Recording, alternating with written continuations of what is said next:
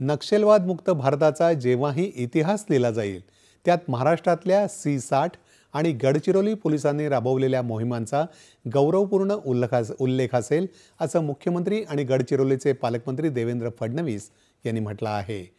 मुख्यमंत्र्यांच्या उपस्थितीत आज गडचिरोलीतल्या अतिसंवेदनशील कवंडे गावात 13 नक्षलवाद्यांनी आत्मसमर्पण केलं। त्यावेळी झालेल्या कार्यक्रमात ते बोलत होते। ज्या घनदाट जंगलात एकेकाळी प्रशासन पोहोचत नसे तिथे पोलिसांनी आपली चौकी उभारून गेल्या 10 वर्षात सातत्यानं नक्षलविरोधी मोहिमा राबवल्या आहेत। C60 सुरक्षा दल आणि केंद्रीय सुरक्षा दलानं केलेल्या कारवाईत इथला नक्षलवाद जवळपास संपला आहे असंही ते म्हणाले। 2024-25 या एकाच वर्षात महाराष्ट्रात 28 नक्षलवादी ठार झाले, 31 नक्षलवाद्यांना अटक केली तर जवळपास 44 माओवाद्यांनी आत्मसमर्पण केल्याचं त्यांनी सांगितलं।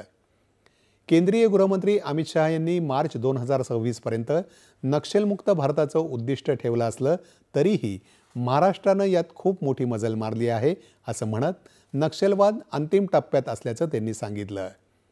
जल, जंगल, जमीन राखत गडचिरोली जिल्ह्याचा विकास करायचा आहे, संपूर्ण जिल्हा रोजगारयुक्त करायचा आहे, स्टील हब करायचा आहे असं सांगत त्यासाठी शाश्वत धोरण सरकार तयार करत असल्याचंही त्यांनी सांगितलं। नक्षलग्रस्त भागात उत्तम कार्य करणाऱ्या जवानांच्या त्यांच्या हस्ते प्रशस्तीपत्र देऊन सत्कार करण्यात आला। आज समर्पण केलेल्या नक्षलवाद्यांना मुख्यमंत्र्यांनी संविधान भेट दिलं। यावेळी मुख्यमंत्र्यांनी नक्षलवाद्यांच्या विवाह सोहळ्यात सहभागी होऊन त्यांना सुखी जीवनाच्या शुभेच्छाही दिल्या।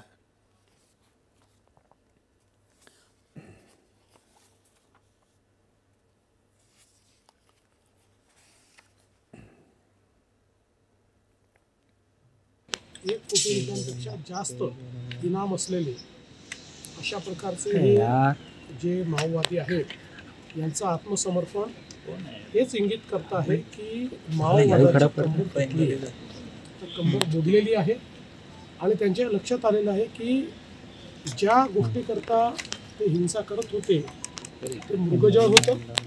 त्यांनी आता पुन्हा भारताच्या संविधानावर पूर्ण विश्वास दाखवत मुख्य धारेमध्ये येण्याचा निर्णय घेतलेला आहे आणि म्हणून मी त्या सर्वांचं अतिशय मनपूर्वक स्वागत करतो। विशेषतः आपण बघितलं असेल तर पहिल्यांदाच पूर्ण गणवेशात शस्त्रासहित आत्मसमर्पण होताना देखील आपण बघितलं। यातलं एक संकेत आणि संदेश उरलेले जे माओवादी आहेत त्यांना जातोय की तुम्हीही आत्मसमर्पण करा। आत्मसमर्पण केलं तर तुमचंही जीवन चांगलं होईल, नाही केलं तर त्यांना आवश्यकतेप्रमाणे अटक केली जाईल किंवा त्यांनी हल्ला केला तर प्रतिहल्ल्यात त्यांना न्यूट्रलाइज केलं। सुरक्षा दल आणि छत्तीसगड पोलीस यांच्यात आज छत्तीसगडच्या इंद्रावती नॅशनल